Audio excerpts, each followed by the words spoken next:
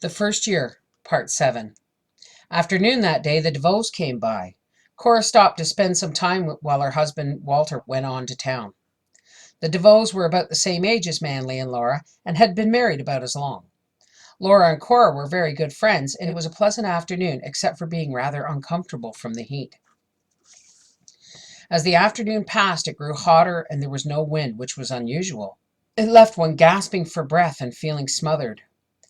About 3 o'clock, Manly came in from the barn and said it was going to rain for sure. He was glad he had not been cutting the wheat to have it lie in a rainstorm before he could get it shocked. The sunshine darkened, and the wind sighed and then fell again as it grew darker yet. Then the wind rose a little, and it grew lighter, but the light was a greenish color. Then the storm came. It rained only a little. Then hailstones began to fall, at first scattering slowly, then falling thicker and faster, while the stones were larger, some of them as large as hens' eggs. Manly and Cora watched from the windows. They could not see far into the rain and the hail, but they saw old Larson across the road come out of his door and step out. They saw him fall and someone reach out of the door and took hold of his feet and dragged him in. Then the door shut. "The fool," Manly said. "He got a hailstone on the head." In just 20 minutes the storm was over, and when they could see as far as the field, the binder was still there, but the wheat was lying flat. "It got the wheat, I guess," Manly said, but Laura could not speak. Then Manly went across the road to find out what happened to Mr. Larson. When he came back in a few minutes, he said that Mr. Larson had stepped out to pick a hailstone so large that he wished to measure it, and just as he stooped to pick it up, another one hit him on the head. He was unconscious for several minutes after he was dragged in by the heels, but was all right now except for a sore head. "And now let's make some ice cream," Manly said. "You stir it up, Laura, and I'll gather up the hailstones for ice to freeze it." Laura turned to Cora, where she stood speechless, looking out of the window. "Do you feel like celebrating, Cora?" she asked. And Cora answered, "No, I want to get home and see what's happened there. Ice cream would choke me." The storm had lasted only 20 minutes, but it left a desolate, rain-drenched and hail-battered world.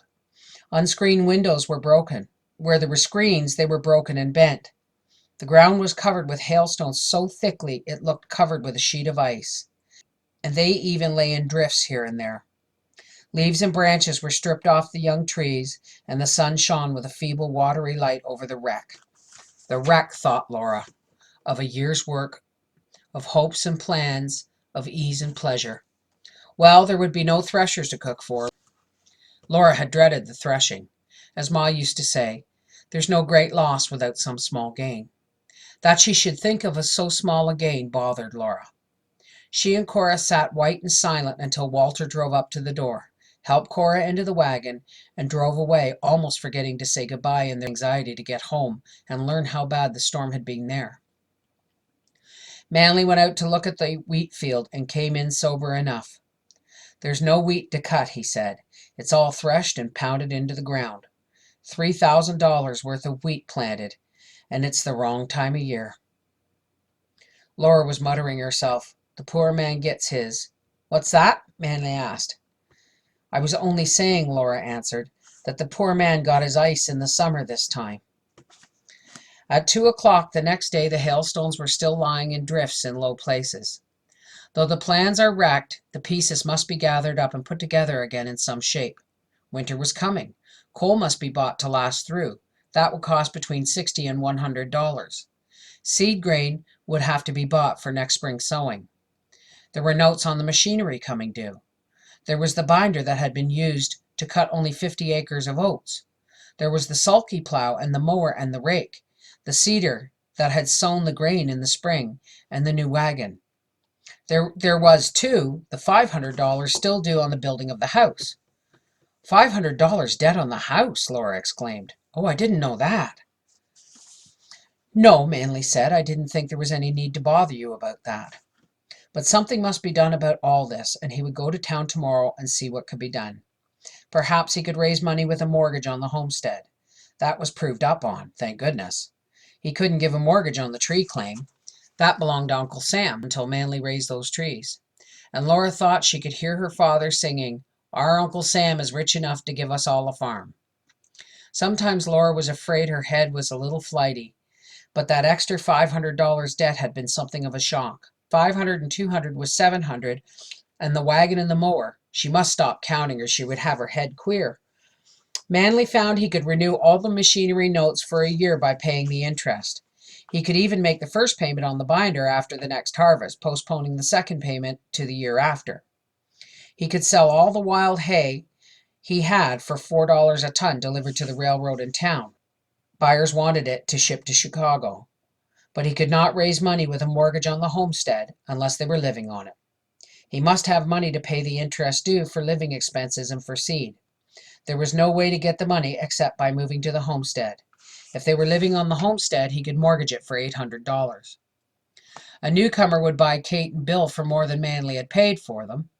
Manly would not need them, for he had found a renter for the tree claim on shares. Manly would furnish the seed.